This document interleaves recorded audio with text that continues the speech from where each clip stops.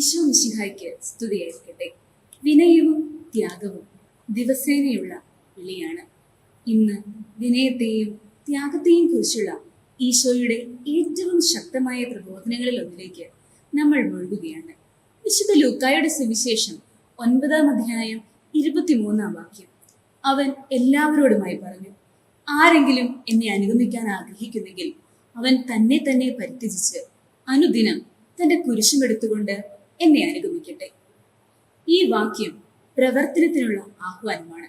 നമ്മുടെ വ്യക്തിപരമായ ആഗ്രഹങ്ങൾ കീഴടക്കി താഴ്മയുടെയും ത്യാഗത്തിന്റെയും ഹൃദയത്തോടെ ഈശോയെ അനുഗമിക്കാൻ ഇത് നമ്മെ വെല്ലുവിളിക്കുന്നു. ദിവസേന നമ്മുടെ കുരിശെടുക്കുക എന്നതിന്റെ അർത്ഥം എന്താണ്? നമ്മുടെ ദൈനംദിന ജീവിതത്തിൽ ഇതെങ്ങനെ ജീവിക്കാമെന്ന് നമുക്ക് പരിചിന്തനം ചെയ്യാം. നമ്മെ തന്നെ പരിത്യജിക്കുക എന്നതിന്റെ അർത്ഥം എന്താണ്? നമ്മളെ തന്നെ പരിത്യജിക്കുക എന്നതിനർത്ഥം നമുക്ക് മൂല്യമില്ല എന്നല്ല. അതിനർത്ഥം ദൈവത്തിന്റെ മഹത്തായ ഉദ്ദേശത്തിനായി നാം നമ്മുടെ ഇഷ്ടം സമർപ്പിക്കുന്നു എന്നാണ്. അത് അഹങ്കാരം, സ്വാർത്ഥ അഭിലാഷങ്ങൾ, ലൗകിക മോഹങ്ങൾ എന്നിവ ഉപേക്ഷിച്ച് ഈശോയുടെ സ്നേഹത്തിന്റെയും സേവനത്തിന്റെയും മാതൃക പിന്തുടരുക എന്നതാണ്. ഈശോ ഈ രീതിയിൽ ജീവിച്ചു.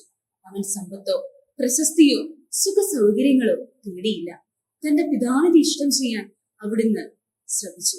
അവിടുത്തെ ത്യാഗത്തിലൂടെ നമുക്ക് നിത്യജീവൻ ലഭിക്കേണ്ടതിന് അവിടുന്ന് തന്നെ തന്നെ പരിത്യജിച്ചു. സ്വയം പരിത്യജിക്കൽ ദൈനംദിന തിരഞ്ഞെടുപ്പാണ്. അതിനർത്ഥം പാപം വേണ്ട, സ്വാർത്ഥത വേണ്ട, അതെ മിശിഹായ്ക്ക് വേണ്ടി ജീവിക്കണം എന്നതാണ്. ദിവസവും നമ്മുടെ കുരിശെടുക്കൽ നടക്കണം. നമ്മുടെ കുരിശ് ദിനം പ്രതി ഏറ്റെടുക്കുക എന്നതിനർത്ഥം ഈശോയ്ക്ക് വേണ്ടിയുള്ള വെല്ലുവിളികളും ത്യാഗങ്ങളും സ്വീകരിക്കുക എന്നതാണ്. ഇത് കഷ്ടപ്പാടുകൾ സഹിക്കുന്നതിന് മാത്രമല്ല, ബുദ്ധിമുട്ടുള്ളപ്പോഴും വിശ്വാസത്തിന്റെ ജീവിതം നിറഞ്ഞ മനസ്സോടെ തിരഞ്ഞെടുക്കുന്നതാണ്.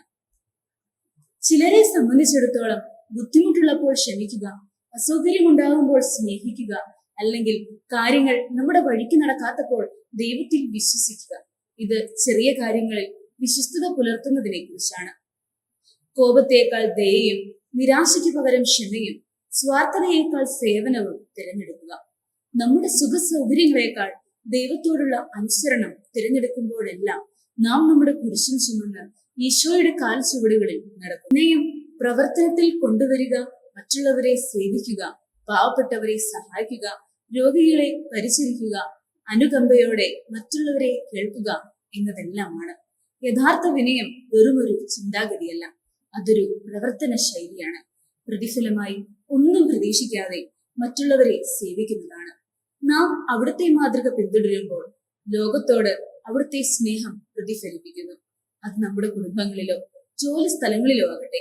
ഈശോ ചെയ്തതുപോലെ മറ്റുള്ളവരെ ഒന്നാമതെത്തിച്ചുകൊണ്ട് നമുക്ക് വിനയം കാണിക്കാം.